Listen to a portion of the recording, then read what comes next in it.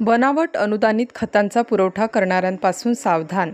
बनावट 10-26-26 या खताबाबत हर्सूल पोलीस ठाणे तालुका त्र्यंबकेश्वर येथे गुन्हा दाखल।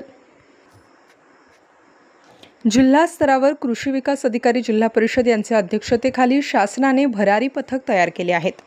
सदर भरारी पथकातील सदस्य डॉक्टर जगन सूर्यवंशी, जिल्हा गुणवत्ता नियंत्रण निरीक्षक कृ कार्यालय नाशिक यांना दिनांक 15/7/2025 रोजी मिळालेल्या गुप्त माहितीनुसार मौजे हर्सूल तालुका त्र्यंबकेश्वर येथे बनावट खतसाठा विक्रीसाठी हर्सूल येथे येणार असल्याचे कळले। त्यानंतर भरारी पथक प्रमुख श्री संजय शेवाडे, कृषी विकास अधिकारी जिल्हा परिषद नाशिक श्री जगन सूर्यवंशी, जिल्हा गुणवत्ता नियंत्रण निरीक्षक कृ नाशिक श्री कल्याण पाटील, विभागीय गुणवत्ता नियंत्रण निरीक्षक श्री रामा दिघे, कृषी अधिकारी तालुका कृषी अधिकारी कार्यालय त्र्यंबकेश्वर व पोलीस उपनिरीक्षक श्री मोहित मोरे व इतर पोलीस कर्मचारी यांच्या सहाय्याने दिनांक 15 जुलै 2025 रोजी हर्सूल येथे आयशर कंपनीचे संशयित वाहन क्रमांक MH15 FV 7717 पकडण्यात आले।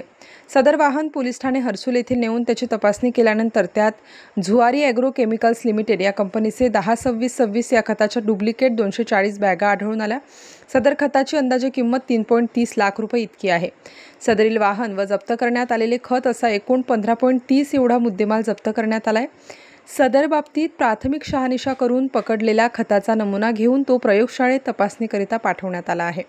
सदर प्रकरणी हर्सूल पोलीस ठाण्यात संबंधितांविरुद्ध गुन्हा क्रमांक 0160 दिनांक 15/7/2025 रोजी दाखल करण्यात आला। सदर कामकाजात श्री सुभाष काटकर, विभागीय कृषी सहसंचालक नाशिक विभाग नाशिक व श्री अभिमन्यू काशेत, जिल्हा अधीक्षक कृषी अधिकारी यांच्या मार्गदर्शनात घेण्यात आले। तसेच घरपोच मिळणारी अनुदानित खते शेतकऱ्यांनी खरेदी करू नये, खतांच्या बॅग खरेदी करताना सीलबंद तसेच त्यावरील माहिती कायद्यानुसार आहे की नाही हे पाहून घ्यावे आणि कृषी निविष्ठा या अधिकृत विक्रेत्यांकडून व पक्क्या बिलात पॉज मशीनवरून खरेदी करण्याचे आवाहन श्री सुभाष काटकर, विभागीय कृषी सहसंचालक नाशिक विभाग नाशिक यांनी विभागातील शेतकऱ्यांना असे आवाहन केले आहे। स्टार न्यूजसाठी मोहसिन पठाण, नाशिक।